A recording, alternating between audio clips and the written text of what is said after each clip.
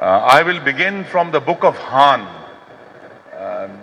2000 साल पहले चाइना में वो लिखी गई, उसका एक जुमला डेंग शाओपिंग ने इस्तेमाल किया 70 की दिहाई के आखिर में, क्योंकि उस वक्त चाइना की मुआशी हालत बड़ी खराब थी। तो वो जुमला है, सीक ट्रूथ फ्रॉम फैक्ट्स, सच को हकाइक में तलाश करो। तो अगर हम आज अपना सच हकाइक में तलाश करेंगे तो हमें तो यही नजर आ रहा है कि पाकिस्तान जख्म जख्म है। पाकिस्तान की जमहूरियत भी, मुईशत भी, हमारे हाकमियत के तमाम इदारे सब तकसीम हैं, और हमें यूं महसूस हो रहा है कि पाकिस्तान आगे नहीं जा रहा। लेकिन ये सिर्फ एहसास की बात नहीं है। Pakistanis are poor, hungry, unemployed, uneducated, without hope and without belief. और ये जो हमारा ईमान मुतजलजल हो रहा है, डेमोक्रेसी में भी, अपने इदारों पर भी,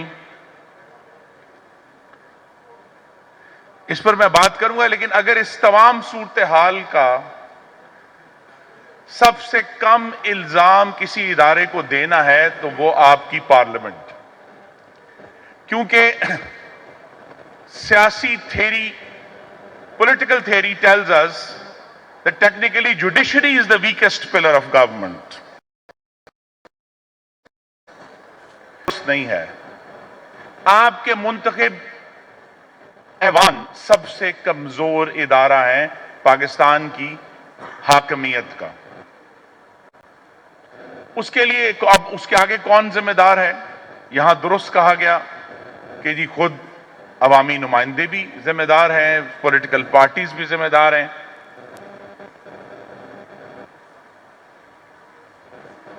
लेकिन जितनी बड़ी जिम्मेदारी पार्लियामान पे हम सब डालते हैं, यहां मुंतखब नुमाइंदे मौजूद हैं, सबसे पहला ही तनकीद मुंतखब नुमाइंदों पर होती है, दुरुस्त होती है। आपने हमारा इंतखाब किया होता है, आपका हक है हम पर तनकीद करें।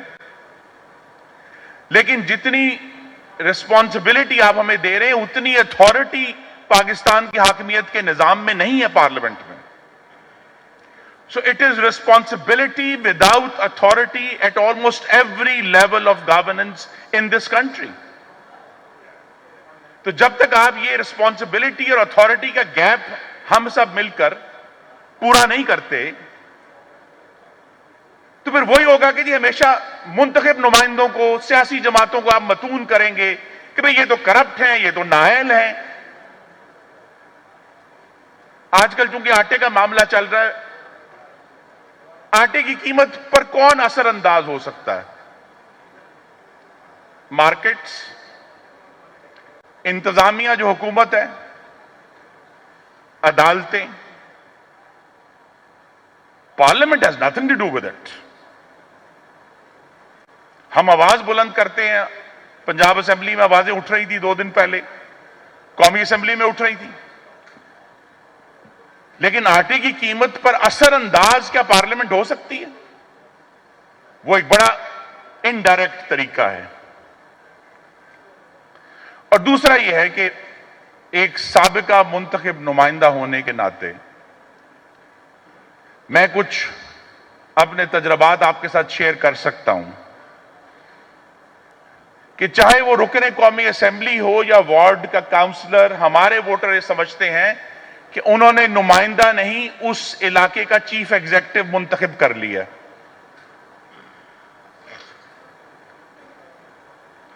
कि वो उस गली में अगर पानी खड़ा है वो भी निकलवाएगा, गंद पड़ा है वो भी उठवाएगा।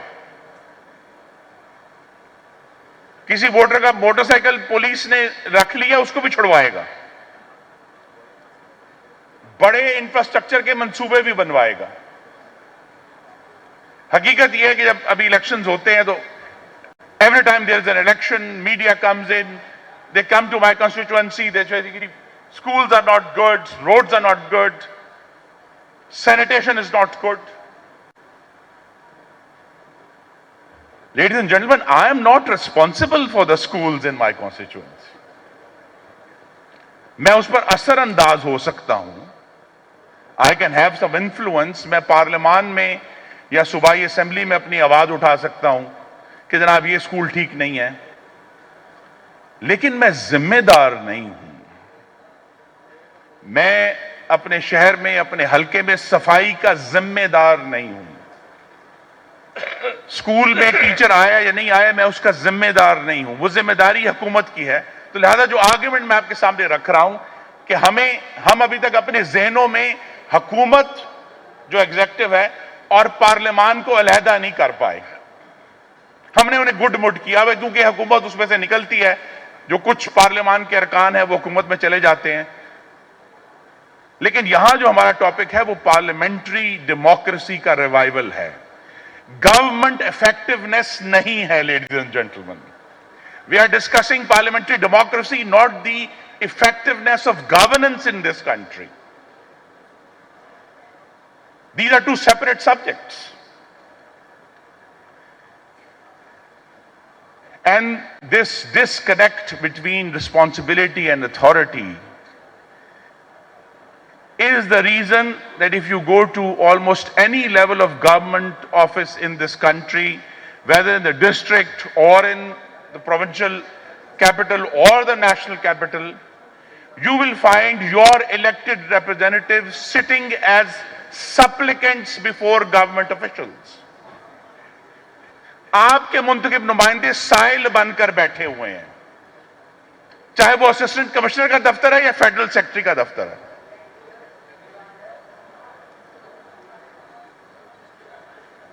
और जब हम बात करते हैं कि हमें पार्लियामेंट्री डेमोक्रेसी की अहया करनी है, उसको रिवाइव करना है, something has to give here. क्योंकि 76 सालों से इस मामला चल रहा है, 77वां साल शुरू हो गया और हमें नहीं समझ आ रही कि ये कैसे होगा। ज्यादा सबसे आसान है कि आप गंद सारा जितना भी फ्रस्ट्रेशन है वो अपने मुंतखब नुमाइंदों पर फेंक दें, सियासी जमातों पर फेंक दें, और वो लोग जो फैसले कर रहे हैं, अदलिया, ब्यूरोक्रेसी, एस्टैब्लिशमेंट, उनकी आज तक उतनी स्क्रूटनी, 1% भी वो स्क्रूटनी नहीं हुई जितनी मुंतखब नुमाइंदों को हुई है। और ये मैं आपको अपने जाती तजर्बे से बता सकता हूं। गालिबन शायद नफीदा शाह साहब, ये पता नहीं पब्लिक अकाउंट्स कमेटी में सर्व किया या नहीं किया, मैंने सर्व किया। पब्लिक अकाउंट्स कमेटी में खिदमात इंजाम देने का नतीजा ये है, लेडीज एंड जेंटलमैन, कि करप्शन का जहां मामला आता है और आप कंपैरिजन करें तो रियासत पाकिस्तान के अंदर जो करप्शन होती है उसके मुकाबले में मुंतखब नुमाइंदे पैदा भी नहीं हुए। They haven't even been born yet when you compare the scale of corruption in the state of Pakistan. But it just begs the question, of course, which is coming into, I can sense it coming from you, is कि यार आप ठीक क्यों नहीं करते इसको? बड़ा आसान है ना जी, डायग्नोसिस कर दिए, ठीक क्यों नहीं करते? ठीक करने में भी आ रहे हैं, लेकिन वो चूंकि बात रह जाएगी, एक चीज जो बड़ी अहम है इस मौके पे करना, कि पार्लियामेंट्री डेमोक्रेसी सिर्फ एमएनए बनाने का नाम नहीं है, एमपीए बनाने का नाम नहीं है। जब अल्लाह ताला के करम से मुझे 2008 में मौका मिला पार्लियामान में जाने का, तो जो सबसे बड़ा सबक मैंने हासिल किया, ये बिल्कुल फर्क सब्जेक्ट है, वो ये था कि पाकिस्तान में पंजाब के अलावा भी लोग रहते हैं, और मेरा ताल्लुक क्योंकि गुजरांवाला से है, जो आप कह सकते हैं पंजाब का पंजाब है।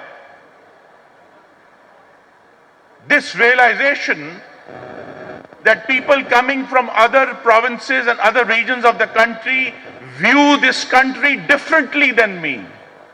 They have a different experience. अभी सनाउल्लाह बलोच साहब ने ये बात की है, जिस नजर से वो पाकिस्तान को देखते हैं वो फर्क है, जिस नजर से वो पाकिस्तान की तारीख को देखते हैं वो फर्क है. और वहां फिर पार्लियामान की फिर कहूंगा ये सिर्फ ये वैल्यू नहीं है कि आपने कुछ लोगों को एमएनए एमपीए बना दिया, उसकी वैल्यू ये भी है कि गुजरांवाले वाला मलीर वाले के साथ जाके बैठ गया, लसबेला वाले के साथ जाकर बैठ गया, और उन सब की इज्जत बराबर है. ये बात एक जमात को समझ नहीं आ रही. वो समझते हैं कि सिर्फ हमारे वोट पवित्र हैं, बाकियों के वोट खराब हैं, दागदार हैं. So the first step that we need to take towards a revival of parliamentary democracy in this country is for our parties to be convinced that the mandates given by the people deserve equal respect. मुझे नहीं अच्छे लगते ये लोग जो बैठे हुए हैं, लेकिन अगर मेरे पाकिस्तानी भाइयों और बहनों ने इनको वोट दिया है तो मुझे इनकी इज्जत करनी है, इनकी इज्जत मेरे बराबर है. तो ये जो रिवाइवल है इसका ये हिस्सा होगा कि आप ये ना कहेंगे कि जो 70% वोट मुझे नहीं पड़ा वो तो बिल्कुल बेमानी है और बेकार है और उसको आप कचरे में फेंक दें. क्योंकि हमने असल में दूसरी जमातों की इज्जत नहीं करनी, अपने उन पाकिस्तानी बहनों और भाइयों की इज्जत करनी है जिन्होंने उस दिन जाकर वोट डाला है. अब वो लसबेला है, अब वो मर्दान है, वो गुजरांवाला है, वो उमरकोट है, हमें इज्जत करनी है.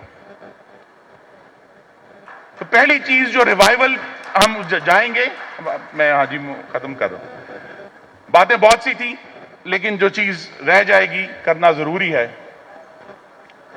कि यहां चूंकि जिक्र हो रहा है बार बार कि पाकिस्तान की मुक्तदरा जो है एस्टैब्लिशमेंट, उसकी इंटरवेंशन क्या होती है. ये इंटरवेंशन हमने बार बार देखी है, ये एक हकीकत है और हमें इस मैदान खारजार में से ही गुजर कर अवाम का हक हाकमियत बहाल करना है. और ये जब हम इस पर सोचते हैं तो परेशानी दुगनी हो गई है, क्योंकि इसी मुक्तदरा ने जो एक तजर्बा किया था 2011, एक फ्रैंकेनस्टाइन प्रॉब्लम आ गया. फ्रैंकेनस्टाइन डॉक्टर का नाम था जिसने वो क्रीचर बनाया था. कि जब मुस्लिम लीग नून और पाकिस्तान पीपल्स पार्टी के दरमियान मिसाक जमहूरियत हो गया और हमने ये फैसला कर लिया कि हम हरीफ हैं, दुश्मन नहीं हैं, हमें एक दूसरे को खत्म नहीं करना, एक दूसरे के साथ इख्तलाफ करना है, तो फिर एक नया सनम तराशा गया जिसने कहा कि ये जो सिविलाइज्ड ऑपोजिशन है ये तो मिली भगत है, ये तो मुकमुका है.